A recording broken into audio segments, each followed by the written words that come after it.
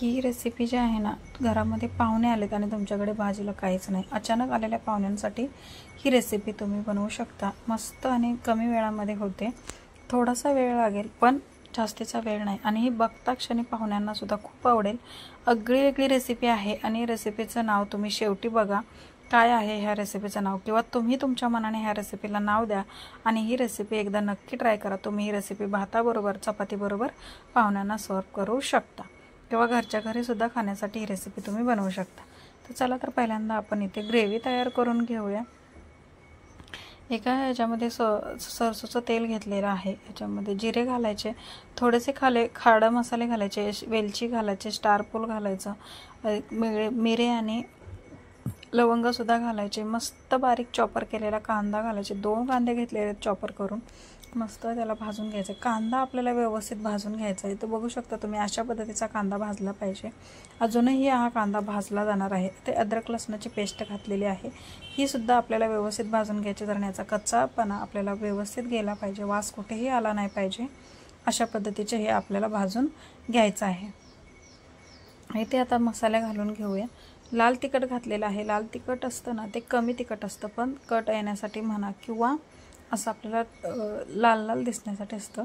हे चॉपरला बारीक करून घेतलेले 2 मोठे टोमॅटो आहेत। इथे तुम्ही याची प्युरी सुद्धा बनवून घेऊ शकता। प्युरी सुद्धा आपल्याला छान अशी भाजायची आहे।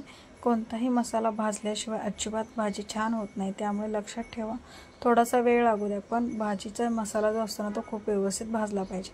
ह्याच्यामध्ये मीठ घालून घ्यायचं चवीपुरतं, म्हणजे हे लवकर आपलं भाजलं जाईल किंवा शिजलं जाईल।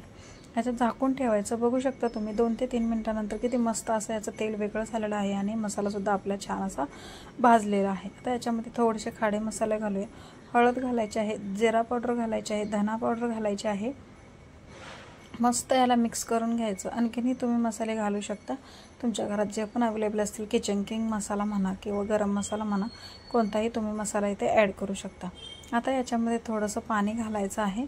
पाणी घातल्यानंतर गरम पाणी घालायचं, शक्यतो करून लक्षात ठेवा गार पाणी घालायचं नाही आहे।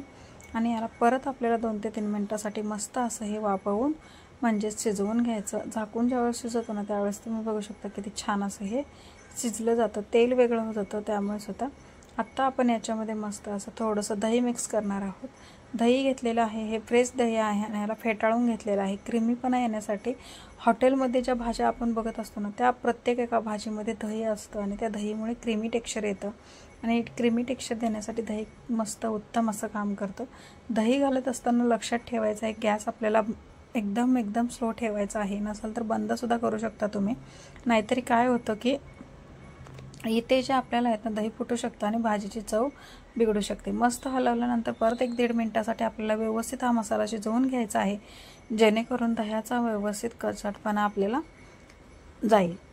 अशा पद्धतीचं हे करायचं। नंतर याच्यामध्ये जितकी तुम्हाला हवी आहे, किती माणसाचं तुम्ही बनवणार आहे, त्या अंदाजाने तुम्ही इथे बनवू शकता। आणि रस्सा तुम्ही अगदी कडकडीत गरम केलेलं पाणी याच्यामध्ये ओतलेलं आहे आणि हा आपल्याला 10 मिनिटं होईल इतका रस्सा आपल्याला हा शिजवून घ्यायचा आहे।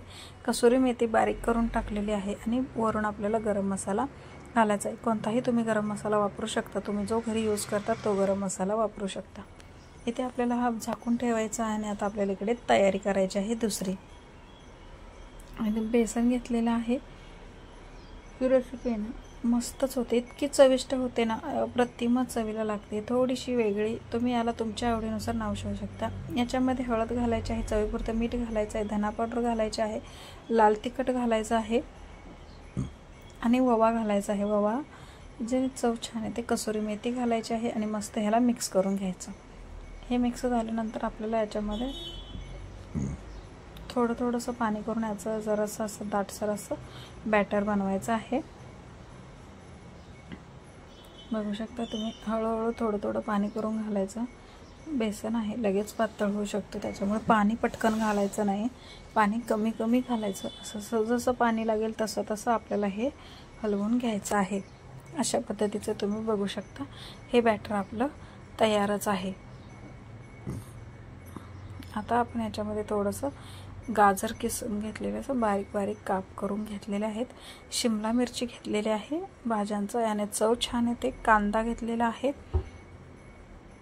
तुम्ही या भाज्यांच्या ऐवजी दुसऱ्या पण भाज्या तुम्ही घेऊ शकता, काही हरकत नाही. मिरची घालायची आहे, मिरची तुमच्या आवडीनुसार कमी जास्त करायची. अद्रक लसणाची पेस्ट घालायचे.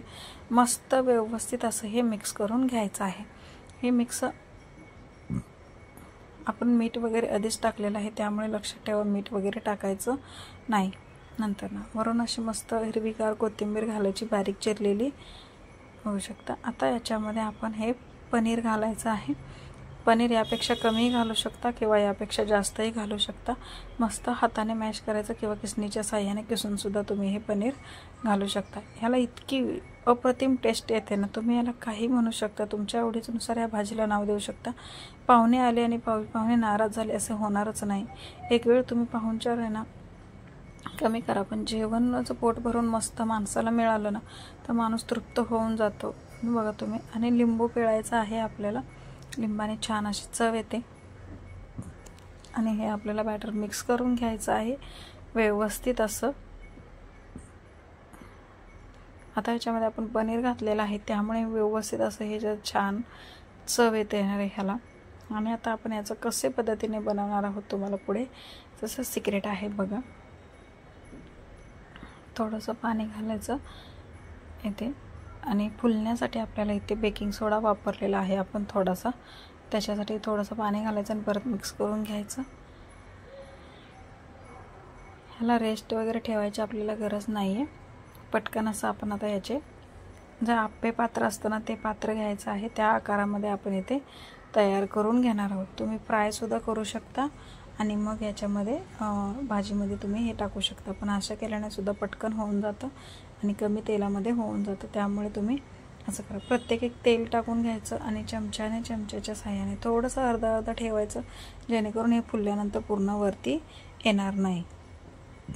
बघा अशा पद्धतीमध्ये हे टाकून घ्यायचं. याला छान असा आकार येतो, जसं की आप्पे पात्र आपण आप्पे तयार करतो त्याच पद्धतीचे. थोड्या वेळाने वरून तेल घालायचं आणि ह्याला पलटी करून घ्यायचं आहे. प्रत्येक एका ह्याच्यावरती तेल घालायचं, म्हणजे या दोन्ही बाजूने मस्त असं भाजलं जाईल. बघू शकता किती छान असं आलेलं आहे आणि कलरसुद्धा बघू शकता किती मस्त झालं आहे. प्रत्येक एक असं हे चमच्याच्या साह्याने आपल्याला पलटवून घ्यायचं आणि हे आपले इथे तयार आहे. तुम्ही याला वडा रस्सासुद्धा म्हणू शकता किंवा पनीर वडा रस्सासुद्धा तुम्ही हे म्हणू शकता. दिलखुश असे बघा आतून किती छान आहेत. हे तुम्ही आहे ना मुलांना स्नॅक्ससाठी म्हणून सुद्धा कोरडेसुद्धा खाऊ शकता तुम्ही हे. आणि असे रस्सा उकळलेल्या रस्स्यामध्ये हे घालून घ्यायचे आणि परत एक 4 ते 5 मिनटं व्यवस्थित आपला हा रस्सा शिजवून घ्यायचा. आणि रस्सा शिजल्यानंतर याला चव तर अप्रतिम द्यायची, पण दिसायलाही इतकं छान दिसतं ना, अप्रतिम लागतं. तर बघू शकता तुम्ही असा तर्री आलेली आहे आणि याला मस्त अशी दाटसरपणासुद्धा आलेला आहे, अगदी मस्त. तर कशी वाटली ही पूर्ण रेसिपी कमेंट करून नक्की सांगा. चॅनलवर नवीन असाल तर लाईक, शेअर आणि सबस्क्राईब नक्की करा. भेटूया अशाच एका नवीन रेसिपीसोबत. तोपर्यंत सगळ्यात महत्त्वाचं मस्त खा, स्वस्त राहा. Bye bye bye.